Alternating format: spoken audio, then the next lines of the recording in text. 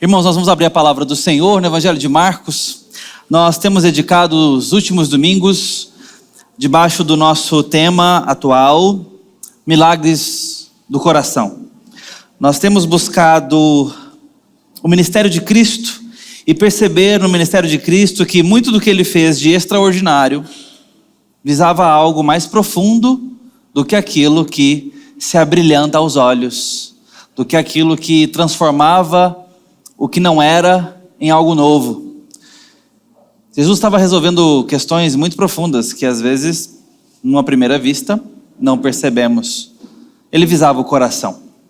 A verdade é que os milagres do Senhor sempre visaram o coração. Eu quero convidar você ao capítulo 1 de Marcos para nós vermos mais uma dessas cenas. Verso 35. Nós vamos fazer alguns saltos aqui, mas primeiramente vamos até o verso de número 38. Tendo se levantado de madrugada, quando ainda estava escuro, Jesus saiu e foi para um lugar deserto e ali orava. Simão e os que estavam com ele procuraram Jesus por toda parte. Quando o encontraram, lhe disseram: todos estão à sua procura. Jesus, porém, lhes disse: vamos a outros lugares, aos povoados vizinhos, a fim de que eu pregue também ali, pois foi para isso que eu vim. Até aqui. Agora eu quero chamar você ao capítulo 2, verso 1 a 5. Dias depois, Jesus entrou de novo em Cafarnaum, e logo se ouviu dizer que ele estava em casa. Muitos se reuniram ali, a ponto de não haver lugar nem mesmo junto à porta. E Jesus anunciava-lhes a palavra. Trouxeram-lhe então um paralítico carregado por 4 homens, e não podendo aproximar-se de Jesus por causa da multidão, removeram o telhado no ponto correspondente ao lugar onde Jesus se encontrava, e pela abertura desceram o leito em que o paralítico estava deitado. Vendo-lhes a fé, Jesus disse ao paralítico: filho, os seus pecados estão perdoados. Alguns escribas estavam sentados ali e pensavam em seu coração: como ele se atreve a falar algo assim? Isso é blasfêmia. Quem pode perdoar pecados a não ser um, que é Deus? E Jesus, percebendo imediatamente em seu espírito que eles assim pensavam, disse-lhes: por que vocês estão pensando essas coisas em seu coração? O que é mais fácil? Dizer ao paralítico: seus pecados estão perdoados? Ou dizer: levante-se, tome o seu leito e ande? Mas isso é para que vocês saibam que o Filho do Homem tem autoridade sobre a terra para perdoar pecados. E disse ao paralítico: eu digo a você, levante-se, pegue o seu leito e vá para casa. Ele se levantou e no mesmo instante, pegando o leito, retirou-se à vista de todos, a ponto de todos se admirarem e darem glória a Deus, dizendo: jamais vimos coisa assim. Até aqui a palavra do Senhor. Busquemos Ele em oração, em busca de iluminação. Senhor, nós estamos diante da Tua palavra. Precisamos da graça do Senhor nessa hora. Precisamos que o Senhor fale conosco. Precisamos que o Senhor tenha misericórdia de nós. Nos encontre aqui, fale ao nosso coração. Mostre para nós os Teus desígnios que o Senhor destinou quando revelou a Tua palavra. Que agora, ó Deus, o Senhor esteja nos abrindo caminho para isso. Olhos para ver, ouvidos para ouvir e um coração crédulo, Senhor. No nome de Jesus. Amém. O que mais levamos diante do Senhor? Eu queria começar te fazendo essa pergunta. O que você gostaria que hoje o Senhor te fizesse? A ponto de te fazer romper as barreiras espirituais, a carne que te constrange a não fazê-lo, os inimigos da nossa fé e o inimigo de nossas almas que nos afronta a nos desanimar de tal ação que é irmos a Ele em oração. Orar é um ato de resistência espiritual. É um ato de revolta contra muita coisa. inclusive contra as forças, como eu disse, em nós mesmos. Há uma guerra travada em nosso coração, a tal ponto que a Bíblia diz que a carne milita contra o espírito e vice-versa. Há uma guerra travada aqui dentro. Há uma realidade espiritual. Até a conversão, nós não temos experiência com isso. Podemos até saber e sermos informados, mas experimentar a dualidade no coração, a possibilidade de dizer não para um pecado e agora agir de uma forma santa, isso é novidade para um novo convertido. É novidade para uma pessoa que é redimida pelo Espírito Santo e nasce de novo.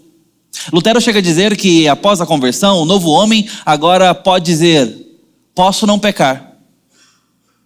E não é que muda, num primeiro plano de pensamento, as obras. Não é só esse o raciocínio, entende? É que muda a liberdade, o status, a condição. Aqueles que estão sem Cristo, não nasceram de novo.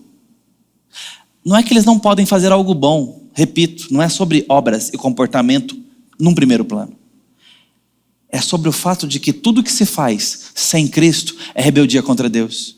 É uma vida que ignora o ser de Deus. E por excelência, isso é pecado. A vida sem Deus no mundo.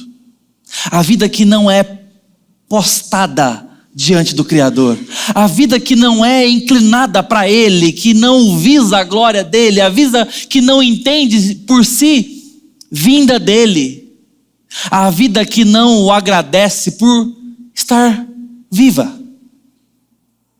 Essa vida é daqueles que a Bíblia chama de escravizados no império das trevas. É a vida daqueles que a palavra de Deus nos instrui através de Paulo, falando aos Efésios, que é uma condição, ou está numa condição de morte. E portanto, morte nos delitos e pecados que são próprios à morte. E mais, fala de uma condição sujeita às paixões do coração e às inclinações do ventre. Ventre é uma gema hebraica, é um conceito hebraico para coração. Hoje o que a gente chama contemporaneamente e ocidentalmente de coração tem muito a ver com o que o hebreu falava de ventre, sabe? Tem muito disso. Ele também usa a palavra coração, mas é intercambiável com a noção de ventre. Âmago, lá dentro. O homem sem Deus é escravo das suas inclinações. E ele não tem condição de discernir isso espiritualmente. Ele pode decidir muitas coisas, como foi na sua vida sem Jesus. Você decidia se ia pôr uma roupa azul, vermelha, amarela, roxa. Você decidia o que você ia comer ou não comer, não é? Isso é a nossa agência livre. Agora, o que a gente não percebe é que espiritualmente estamos vivendo como mortos. E que a nossa vida, a nossa respiração, a nossa escolha, o nosso ir e vir acontece sem Deus. E o ignorando isso é o conceito mais pleno e puro de pecado. É querer ser igual a Deus ou ignorá-lo. As duas coisas se encontram de uma forma surpreendentemente sinônima. Tanto é que foi empreitada de Satanás lá no jardim, não foi? Come e certamente não morrerás, mas será igual a Deus. Fará o que é próprio a Deus. Vê a si próprio como o centro do universo. Talvez por isso que agora nós fomos presenteados com uma tradução em português do Triunfo do Self Moderno, de Carl Trueman. E um dos seus maiores argumentos e melhores argumentos no livro é a identidade do homem moderno, filosoficamente analisada, é o que ele faz. Vem de dentro para fora. Ele não se permite identificar-se por qualquer noção externa. O ego define a identidade. Está falando certamente dos nossos desejos, nossas inclinações, nossos impulsos. Agora imagina quando o Senhor não é rei desse coração. O Espírito Santo não habita poderoso nas nossas inclinações. O que será da nossa identidade? Será pecaminosa, porque será sem Deus no mundo. Toda ornamentada e ao mesmo tempo toda frustrada. Há um livreto infantil que você pode encontrar, e é muito interessante inclusive, onde o Silverman, ele diz o seguinte, eu não lembro o primeiro nome dele, mas o seu livro é de uma ilustração, a parte que faltava.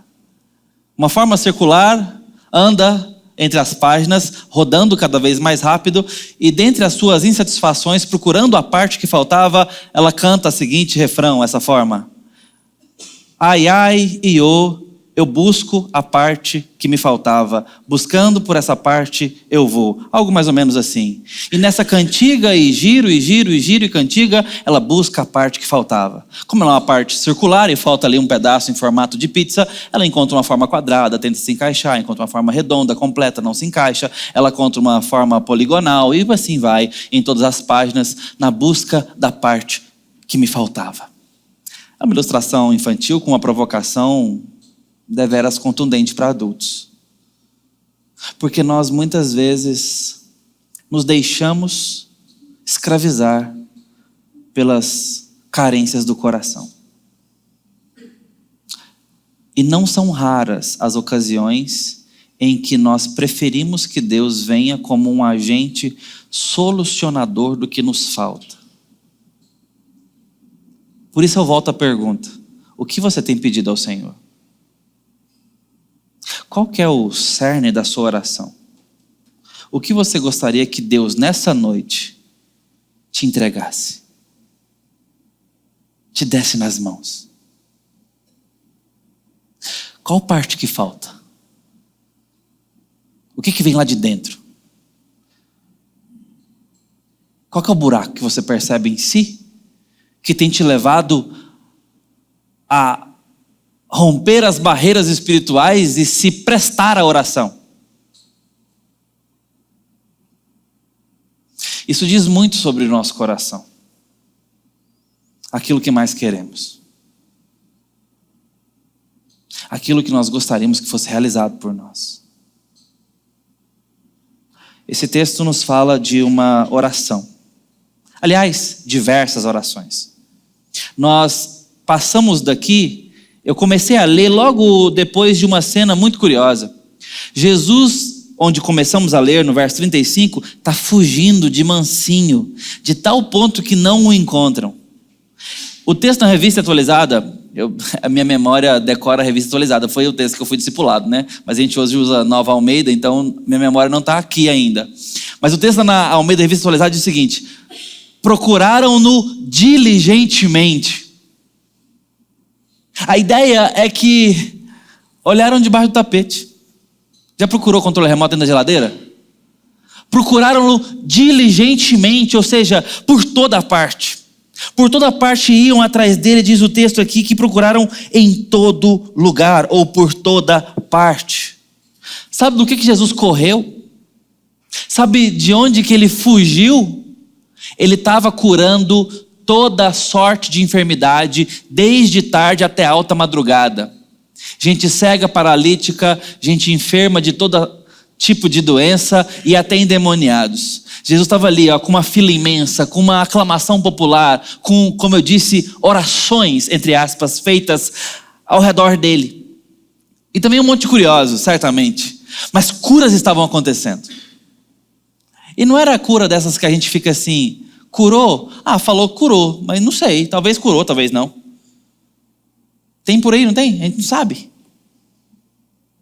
Não, dava para ver. Tem gente que gosta de falar o seguinte: ah, eu tenho o dom de cura. Tem, vai lá no Hospital do Câncer. Rapaz, vai ser um negócio tremendo. Se Deus me desse dom de cura, vocês iam ver que eu ia aprontar. Se eu não ia chamar a Rede Globo e não ia no Hospital de Câncer. Não ia lá no Einstein. Mostrar o poder e a glória de Deus através do que ele pode fazer. Não ia ficar fazendo, apresentar, não é porque é modesto. Ah, para de conversa fiado. Com todo respeito, queridos irmãos.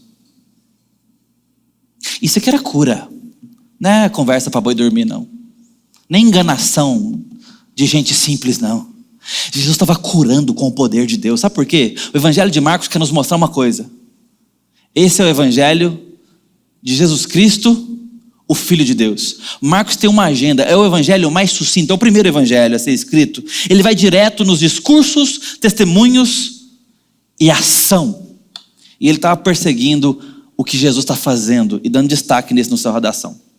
Nesse ponto, Jesus está mostrando que Ele é Deus, que Ele pode fazer com poder, mas talvez alguns encarem Ele apenas como um curandeiro, um milagreiro, pode ser, porque Ele está fazendo isso, milagres de toda sorte, até que Ele não quer mais. E nesse momento é que Jesus fala não para um monte de gente, e é nesse momento que Ele deixa a opinião popular para trás. É nesse momento que Ele abre mão da fama, que Ele abre mão do sucesso humano, porque Ele simplesmente sai, desaparece da frente deles. E quando os discípulos o acham, Senhor, todos te buscam, nós precisamos voltar para lá imediatamente. Jesus diz, não vou voltar, vamos para outros lugares, diz o texto. Vamos, verso 38, aos povoados vizinhos, a fim de que eu pregue também ali, pois foi para isto que vim. Prioridade.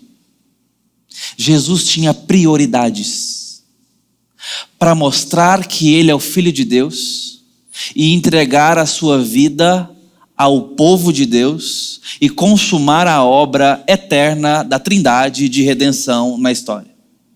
E essa prioridade estabeleceu uma agenda que permitia que Ele fizesse curas e também que deixasse de fazê-las, mas não permitia que Ele deixasse de anunciar o desígnio de Deus. Então nesse momento você começa a perceber que a agenda de milagres não é prioritariamente para a cura de enfermos. Há um trecho que me encanta muito em O Retorno do Rei, da trilogia O Senhor dos Anéis. A obra toda é sobre a derrota do domínio do mal, que cerca a região toda de um lugar chamado Terra-média.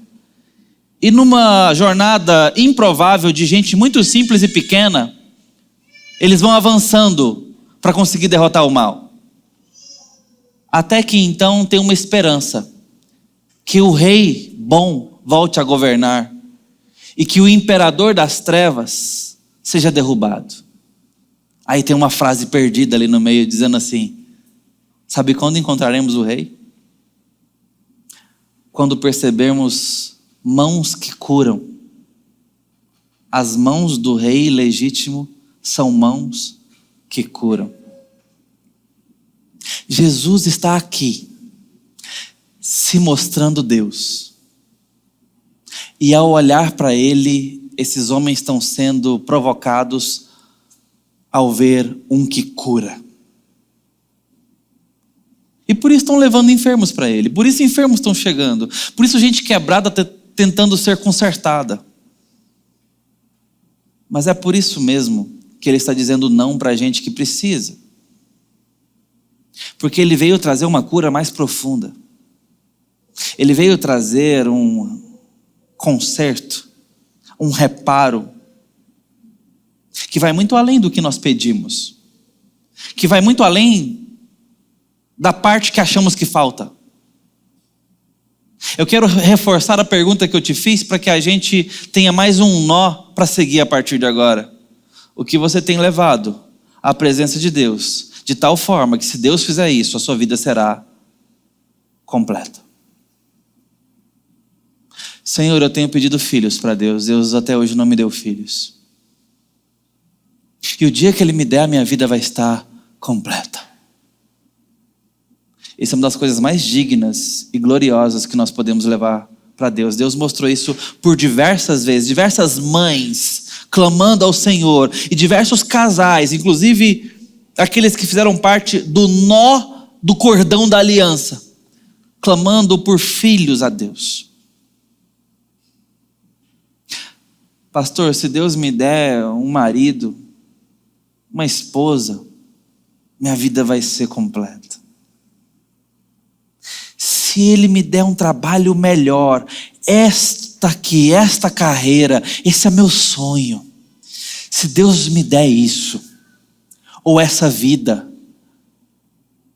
ou esse chegar lá, entre aspas, o que você tem pedido para Deus? Se Deus preservar a segurança dos meus. Quais são suas orações? Eu estou olhando para as melhores possibilidades possíveis. E eu sei que poderia ser muito mais leviano que isso. Nosso coração ele é enganoso, ele é traiçoeiro, ele é tentável, mesmo com o Espírito Santo habitando em nós. Há uma guerra, não é? Há uma disputa. E só um lado é bom. Há um duelo por território dos nossos afetos. O que você tem pedido ao Senhor? O que tem ocupado suas orações? Jesus diz não para aqueles homens e fala: eu preciso ir para outros lugares. Bom, a cena que nós vemos em seguida é Jesus se indo pregar. E mesmo ele deixando a multidão para trás, dá-lhe mais uma multidão. Ele vai para dentro de uma casa e ali ensinava e pregava. E eu quero que você preste atenção na cena. Porque enquanto ele está pregando e falando, não tem como nem entrar na casa mais. A casa está cheia. Imagine o cômodo. Gente abarrotada, espremida, escutando Jesus falar. Gente na janela olhando, gente na porta se espremendo, querendo ouvir um pouquinho e ver aquele que falava como ele falava, como ninguém. Palavras de autoridade, palavras de poder, que sabia o que estava falando e como que trazendo uma mensagem de outro lugar, ainda que falasse de coisas daqui. Mas havia uma missão impossível. E sim, essa é a inspiração que nós temos para o Tom Cruise fazer o filme que fez. Percebe a similaridade? 4 amigos dizem: nós vamos chegar até ele. De hoje não passa, se ele está aqui nós temos uma chance. Mas não tem como entrar lá, nós vamos dar um jeito. Começam a bolar um plano. A gente tem que te colocar perto dele. Se a gente chegar perto dele, a esperança para nós. Mano, confia. Ele curou o fulano. A gente ouviu falar que ele curou a Beltrana. Tem gente voltando a enxergar. Até mortos voltaram a viver. Bom, ele não tinha feito isso ainda, mas deixe-me imaginar. Colocam ele numa maca, arrumam uma corda, estabilizam essa corda, fazem algo bem feito ali. Certamente de pano, com travessas, e sobem no telhado. E Jesus, sabendo tudo que está acontecendo lá fora, continua a pregar como se nada tivesse ocorrendo. E está pregando. E eles estão escalando, igual gato no telhado. E é uma casa da época. É andando e caindo poeira.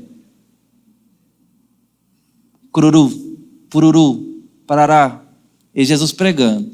Imagina uma olhadela para cima, um sorriso de canto de boca aqui. Tipo, lá vem. Mas hoje vão ver a glória do meu Pai aqui. E permite que toda aquela cena aconteça. Esse que fugiu de um monte de gente querendo milagre, permite o arrombamento daquela casa. Tiram o telhado da casa. Olha a petulância. Obras da fé. Rasgam o telhado. Você continuaria prestando atenção no meu sermão se eu tivesse aqui alguém abrindo esse telhado? Não, né? Nem eu. Misericórdia. E começam a descer um homem com uma corda. Certamente ele parou o sermão. E não podia descer de uma vez. Talvez demorou alguns minutos. Imagine a cara de paisagem do paralítico olhando para baixo, olhando para os amigos. Oi, Senhor. Ideia deles.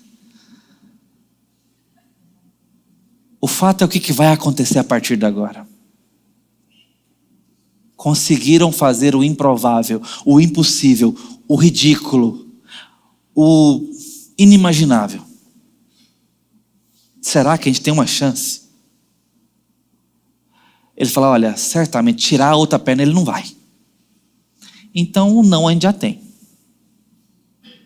E quando chega, Jesus diz para aquele homem algumas palavras. E bastariam algumas palavras, ele já curou a distância.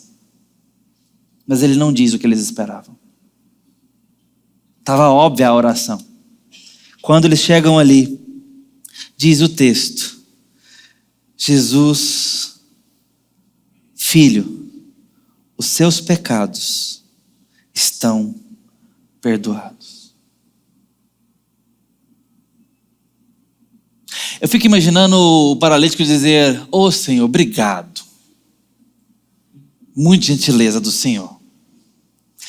É que tem mais uma coisa aqui que a gente veio buscar.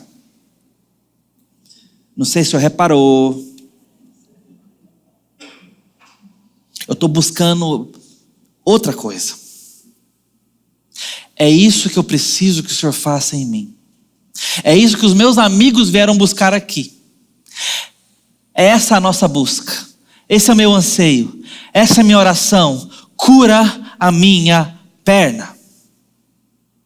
Essa é a parte que me falta. Por ela eu peço, eu me exponho. Por ela eu sangro. Se o Senhor me der uma perna boa, a minha vida será melhor.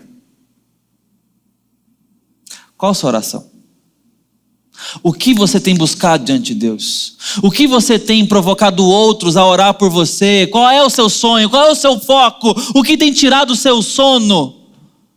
O que tem te dado ímpeto de vida ou mesmo desespero?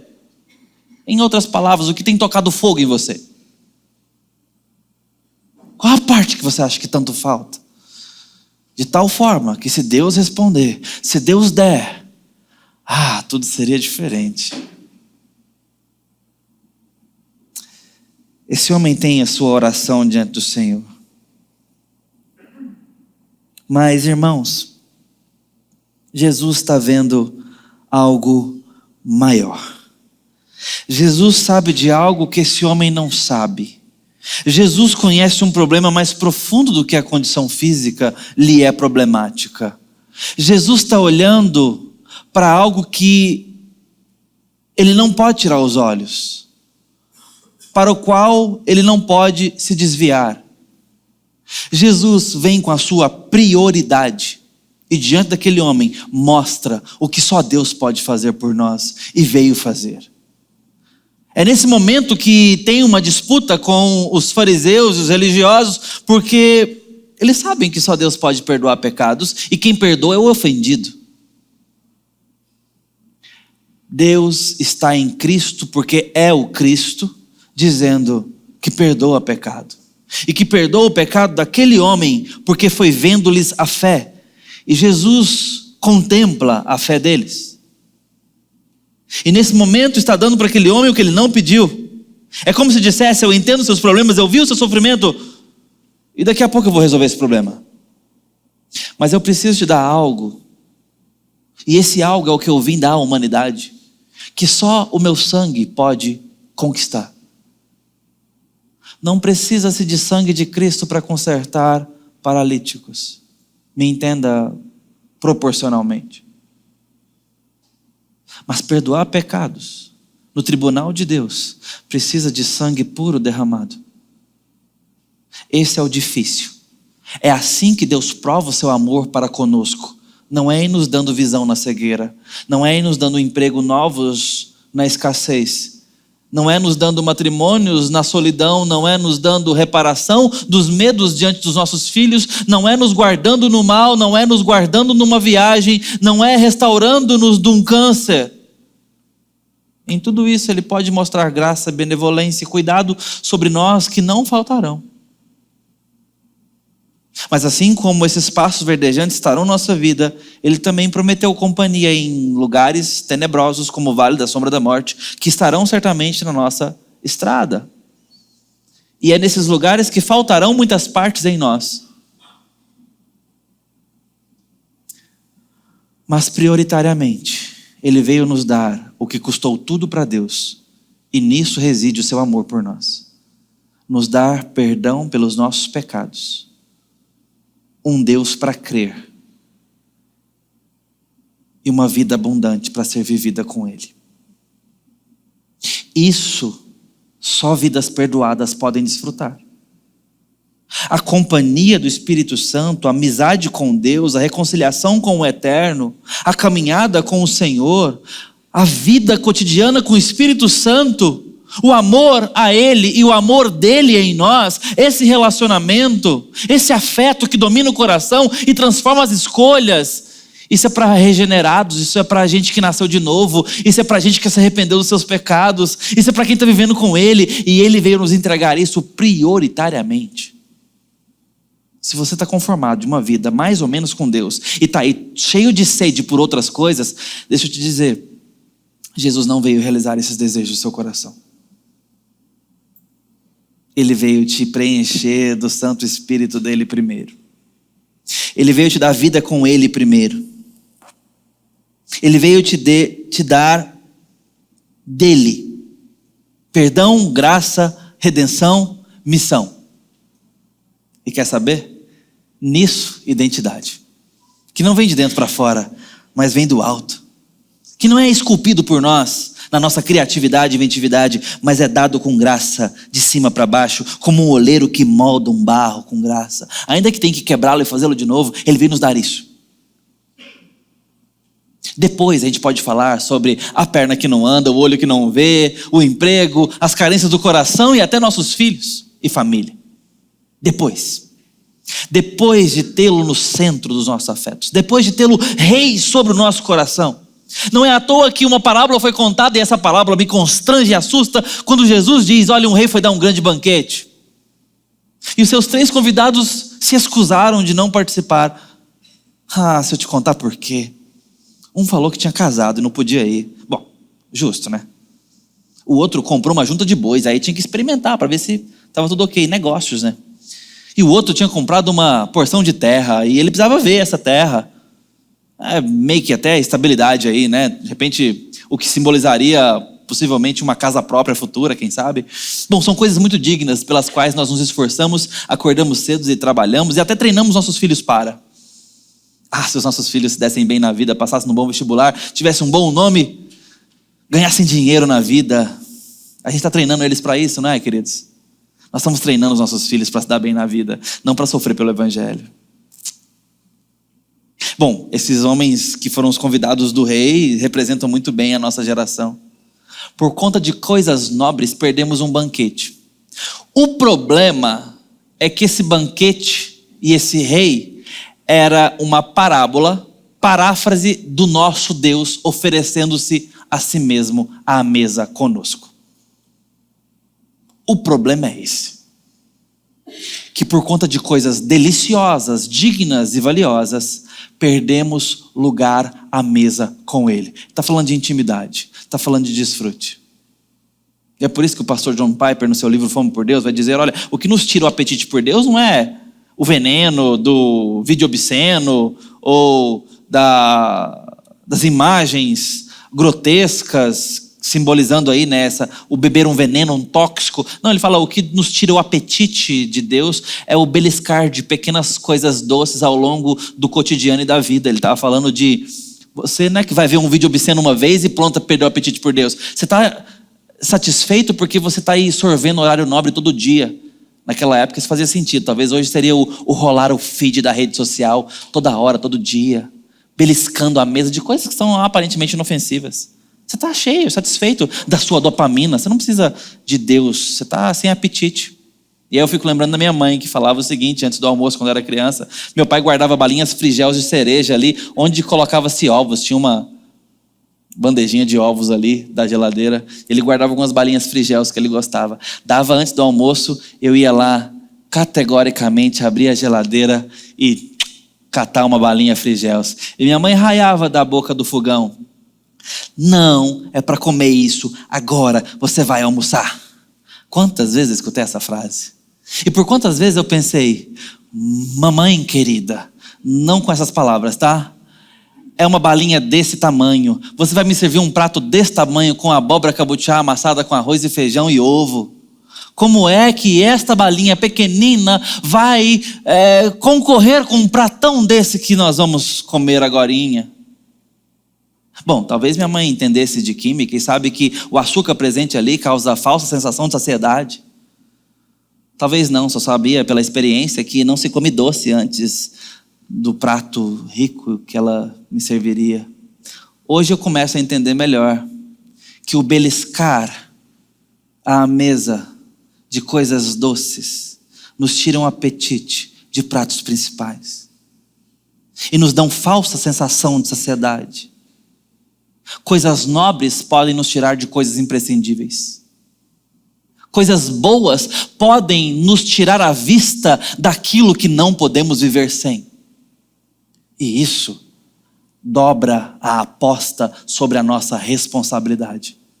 Esse homem queria algo muito nobre e justo, uma perna para andar. Mas Jesus está dizendo: eu preciso te dar o imprescindível, eu preciso te dar aquilo sem o qual você não pode viver. Dá para ir sem andar, mas não dá para ir sem perdão. Se tudo que eu posso fazer na sua vida é fazer você voltar a andar, eventualmente você até fica manco com outra coisa. Se tudo que eu tenho para te dar é o desejo do seu coração, acredite, você pode não ter uma vida abundante. Já imaginou Deus estar te falando isso para você? É como se ele estivesse dizendo para esse homem. É isso que ele disse para o jovem rico. É isso que ele diz para falar que nós não devemos, lá através do apóstolo João, amar o mundo, nem a sua concupiscência, os seus desejos e inclinações. Porque o amor de Deus não está no mundo. Em outras palavras, o amor ao mundo expulsa o amor a Deus. É por isso que a parábola do semeador diz que a semente caiu entre espinhos, sufocou a palavra que brotou. E a tradução é assustadora, porque os espinhos representam cuidados do mundo e fascinação das riquezas. Veja só, como que a Bíblia tem uma arquitetura para nos falar sobre o perigo dos afetos, dos olhos, dos nossos desejos, dos nossos alvos. O que você tem buscado? Podem ser coisas muito justas e nobres. Eu preciso te alertar. Você não pode pular o imprescindível. Precisamos buscar o Senhor e a sua glória e o seu reino em primeiro lugar. Para que então o nosso coração receba a presença da direção do Espírito, seja encharcado pela presença real de Cristo, domine nossas inclinações, nosso olhar, nossos afetos. Aquele homem recebe a prova de que Deus é Deus. Cynthia Hamel, uma jornalista que trabalhou com celebridade, ela fala: olha, essas celebridades são as pessoas mais infelizes. Eu vou ler o que ela fala numa das suas colunas. Ela fala assim: eu morro de dó de celebridade, morro mesmo. Essas pessoas já foram um dia seres humanos perfeitamente agradáveis, mas agora a ira delas é uma coisa horrível, e eu sou testemunha. Eles queriam ser famosos mais do que qualquer um de nós, trabalharam, se esforçaram ao máximo para isso, mas no dia seguinte a conquista da fama, querem tomar uma overdose, pois aquele sonho impossível pelo qual tanto lutaram, a fama que transformaria tudo em um paraíso, que faria da vida deles algo completamente suportável, que lhes traria realização pessoal e felicidade, esse dia finalmente havia chegado. Mas sabe o que acontece? Bom, nada havia mudado. Eles ainda eram eles mesmos, e a desilusão fizera deles pessoas que viviam aos berros, insuportáveis. Palavras de uma jornalista que entrevistou muita gente famosa. Às vezes nós somos confrontados com essa realidade da pior forma possível, quando estamos bebendo água salgada para matar a sede. Isso foi o que aconteceu num dos livros famosos de C.S. Lewis, as suas crônicas juvenis, Crônicas de Nárnia. Tem um personagem que me chama muita atenção, que é chamado Eustáquio. Eustáquio era um menino muito arrogante. Esses que seria fazedor de bullying hoje facilmente. Rico, metido, arrogante, orgulhoso. O Kiko do Chaves, pronto. Só que pior. Esse menino, de repente, deixa eu resumir a história, vai parar no Peregrino da Alvorada, que é uma embarcação fantástica. E ela então vai atracar numa certa caverna, e esse menino sai desse navio e entra numa caverna cheia de tesouros. Ele fica fascinado, pensando: agora eu estou rico, agora todos vão pagar, porque ele era muito detestado, ele era muito odiado, indesejado. Fala: agora todos vão ver comigo, porque eu sou rico. E deitou ali com o coraçãozinho cheio de avareza e tal. Bom, e essa avareza fez dele se tornar um dragão mesmo, de dentes e escamas, monstruoso. E nisso ele se percebeu depois de se pegar no sono e acorda desesperado porque o navio havia ido embora. E ele ficou para trás. E ele sai desesperado e começa a se ver com aquelas escamas e começa a querer se despir, né, daquela pele de dragão. E deixa eu ler o que acontece, porque se você sabe, nessas crônicas tem um leão que é uma figura de Jesus, chamado Aslan. E era uma preparação para as crianças mais tarde receberem o evangelho e já estarem ali com a cabeça preparada para a narrativa do evangelho. Essa era a intuição do C.S. Lewis. Então, nesse momento, o Aslan aparece. E o leão vai se encontrar com o dragão avarento. Diz o seguinte: o leão fala para ele,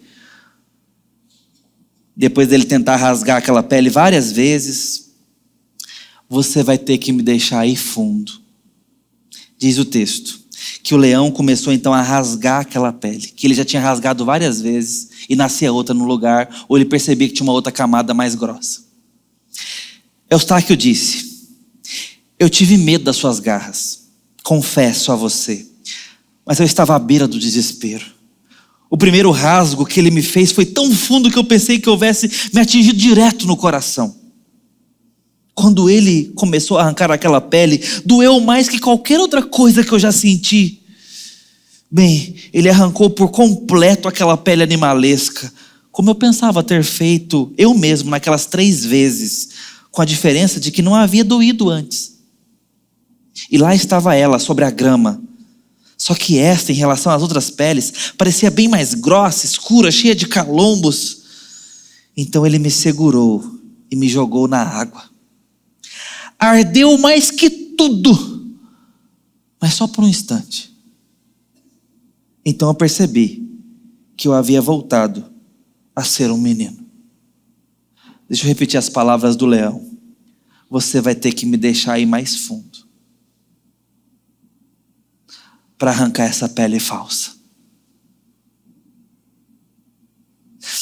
As garras do Senhor Jesus precisam chegar como que no coração. Ele tem que ir lá dentro. E ele está interessado em resolver coisas mais profundas, até mesmo que as nossas mais íntimas orações. Dá para acreditar nisso? Lembra daquela jornalista que eu falei de celebridade? A Heimel, Cynthia Heimel. Ela falava o seguinte na conclusão dela: eu acho que quando Deus quer pregar uma peça, fazer uma brincadeira de mau gosto com o ser humano, ele realiza desejos do coração deles. A visão dela. E ela tem razão para isso. Mas Deus não quer fazer uma brincadeira de mau gosto conosco. Ele não brinca com a nossa história.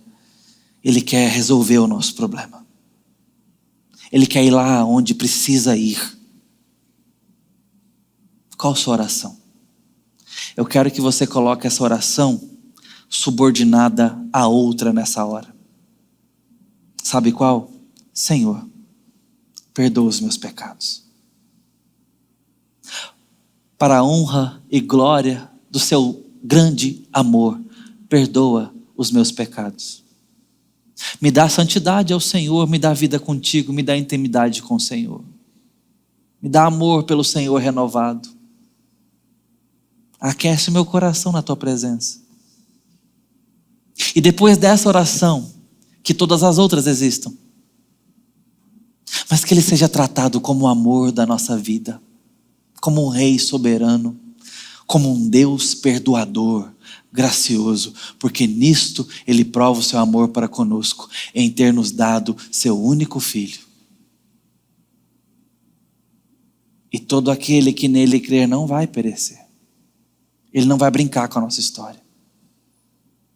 Ainda que ele não nos dê pernas novas, o que ele veio nos dar promete uma eternidade sem manquejar, jamais. Ele não está brincando. Eu quero que você subordine a sua oração ao nosso verdadeiro problema, a vida sem Deus no mundo. Senhor, me dá mais de Ti.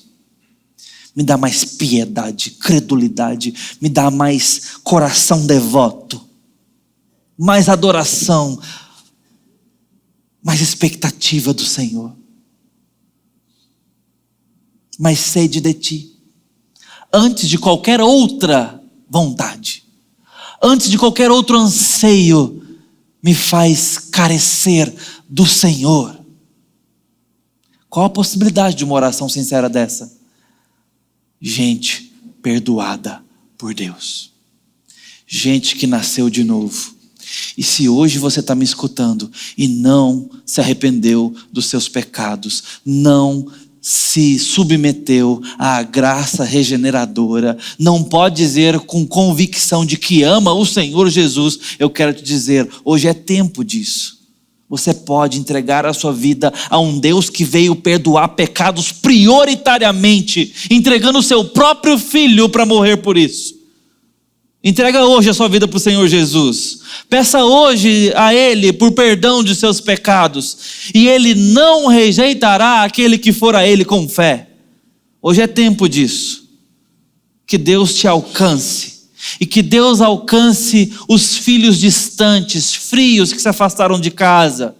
Que Deus restaure a sua comunhão com Ele. Que Deus te inflame novamente. Que Deus te faça mais apegado, mais apaixonado, mais aos pés dEle, como um dia já foi. Que seu primeiro amor seja renovado, mas deixa Ele fazer o que Ele prioritariamente veio fazer. Peça por isso. Subordine suas outras causas e as torne secundárias, se o reino de Deus e a sua glória não tem sido prioritariamente desejada pelo seu coração. É isso que Ele faz. E Ele tem garras para arrancar essa casca grossa nossa de insensibilidade sem problemas. Dói, mas talvez só por um instante, comparado ao que Ele nos dará eternamente.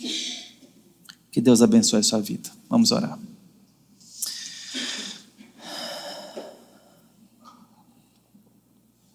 Senhor Deus, na Tua presença nós nos colocamos, porque precisamos de Jesus. Precisamos ser alcançados por Ele nessa noite. Precisamos da graça dEle, Senhor. Perdoa-nos, ó Deus, por muitas vezes perdemos de vista Jesus, por estarmos tão obcecados pelas bênçãos de Jesus. Perdoe por tantas vezes nos esquecermos da cura que o Senhor dá, olhando tão apaixonadamente por nossas doenças e enfermidades. Perdoa-nos a impaciência, perdoa-nos a negligência, a insensibilidade, a falta de interesse por Ti. Mas ajuda, ó Deus, a termos mais fé, para assim dependermos do Senhor em todas as carências do nosso coração, mas a jamais julgarmos qualquer outra necessidade maior do que a Te ter como nosso Salvador, o nosso Deus, o nosso Rei, cujas mãos curam, amam, governam. Te pedimos assim, Senhor, no nome do nosso Senhor, Redentor, Jesus. Amém.